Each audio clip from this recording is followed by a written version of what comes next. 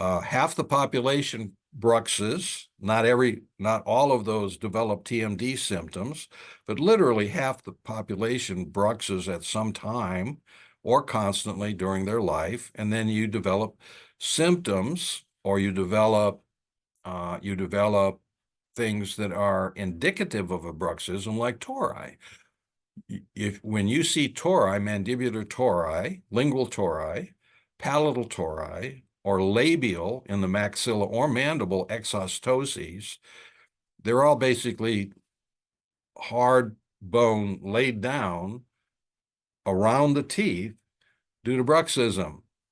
And that's one of the facts that most young dental students don't learn in dental school, that tori are associated with bruxism. So when you open somebody's mouth and you see any of those tori or exostosis, you can be assured that that patient has a history of bruxism.